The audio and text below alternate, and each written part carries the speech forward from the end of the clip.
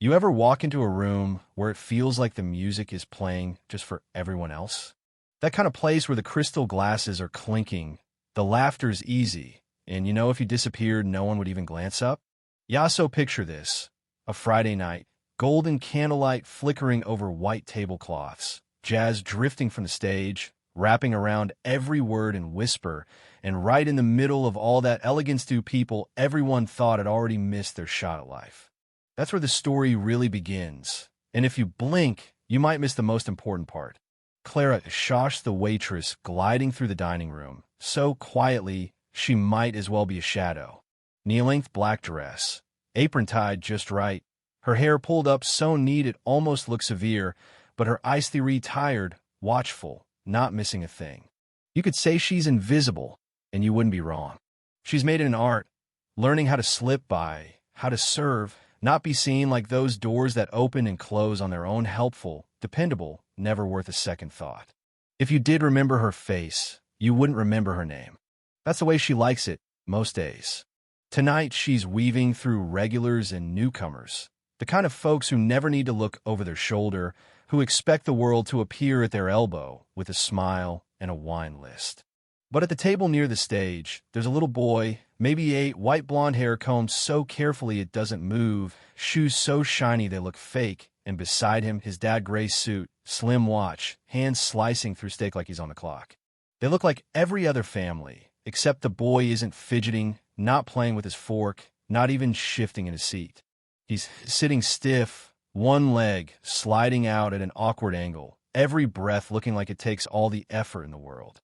And here's where it gets weird. Every time Clara walks by, she feels his eyes on her. Not staring, not judging, just there, watching. The first couple times, she ignores it. Kids are curious, right? But then, on her third pass, she glances over and they lock eyes. Just for a second, but everything else, the laughter, the jazz, the clatter pulls back like someone drew a curtain. Nobody else in the room notices, but to Clara, that gaze feels like an old wound cracking open. Not out of pity, not out of curiosity, just seeing her. Really seeing her. The way she'd always wanted to be seen back when she was on stage, before the accident that took away everything she'd worked for. Let me back up a sec. That little boy's name? Haim. Not that Clara knows it yet.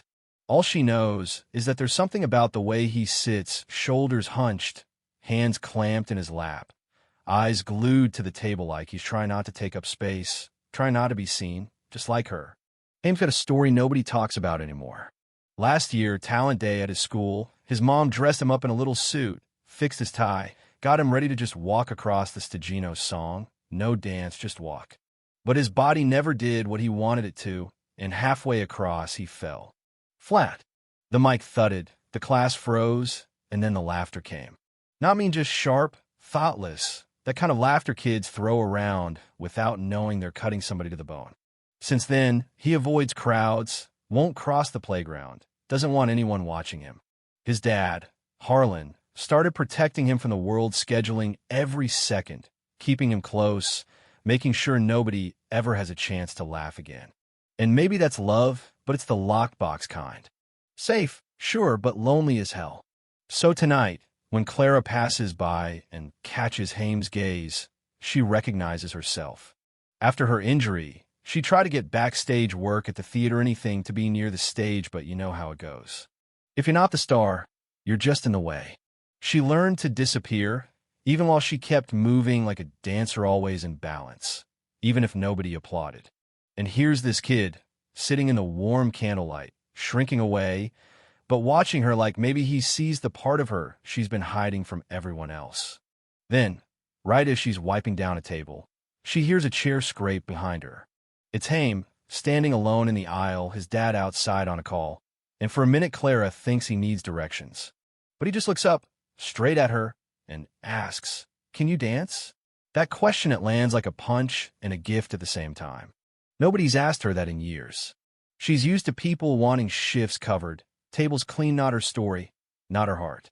She hesitates, then admits, "I used to." The boy nods, quiet, like he understands more than most grown-ups ever will. "I wish I could walk like you," he sighs. She tells him, "I once wished I could walk again, too." And right there, in the hum of the restaurant, something soft and unspoken passes between theme a small place where it's okay not to be okay, where you don't have to pretend you're not scared or broken or stuck. Haim sits, not because he's tired, but because someone finally made it safe for him to rest. Clara sits, too. He asks if she was scared on stage. Every time, she admits. Especially when I knew I couldn't go back. He says he's scared when people watch him. So was I, she tells him. But people don't remember how many times you fall. They remember if you got back up. Then someone calls Clara back to work. And as she stands, Haim stands, too, his body still wobbly, but his grip on the chair looser than before. You just seem like someone who walks in rhythm, he says. Clara doesn't answer, but something inside her starts to beat a little stronger. The night rolls on, lights dimming, jazz winding down, but Clara can't let it watches Haim sitting alone at his table, his dad still on the phone. She puts her tray down, takes off her apron, and walks over to him. No word, just extends her hand, calloused and steady, the kind of hand that's been a lifetime holding, balancing, learning when to let go. Haim looks at it, looks around, then puts his small hand in hers. He stands, trembling, and steps into the center of the restaurant, not straight, not steady, but moving forward. And Clara? She follows, not leading, just matching his steps. If he pauses, she pauses. If he stumbles, she lets him. No corrections, no guidance, just presence. And now, the whole room is watching. Some people sneer, some whisper, a few are annoyed what's a server doing in the spotlight, right? But Clara doesn't flinch. She's not doing it for them. She's doing it for Haim, to let him know he can be the center of the room without having to be perfect. The band picks up soft, tentative notes like even the music is holding its breath. Haim wobbles, sways, but every time he writes himself, it's like he's rewriting the rules for how to move through the world. His dad sees it all, wants to rush in, to protect, but realizes maybe for the first time that his son doesn't need saving. He needs space to try. And so Harlan stands back, watching as Clara follows his son's uncertain steps, realizing the best kind of love sometimes means stepping aside. A year later, it's spring. At Beacon Hill Elementary, the auditorium's packed for the final show. The lights dim, the curtain rises, and Haim steps into the circle of light. No parents, no partners, just him, tall as he can stand, moving to the music in a way that's all his own. Each time he stumbles, he recovers, and every move is a choice, not a mistake. When he extends his hand to the audience, inviting them to move, kids, teachers, even his dad, rise not to follow perfectly, but to join in, to say, "We see you. We're with you." Backstage, Clara watches. No spotlight, no applause, just pride. She knows the most important step she ever took wasn't on stage, but right there in the quiet when she let someone else lead. The applause that night isn't for technique, but for courage, for the boy who got back up and the woman who walked beside him, invisible but essential.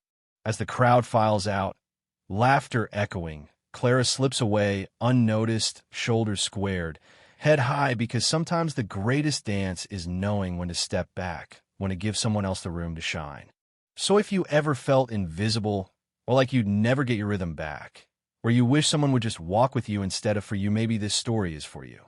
Maybe you've been Clara, or Haim, or even Harlan. Drop a comment below, share if you've ever been stuck in the shadows, or if you finally learned to move at your own pace.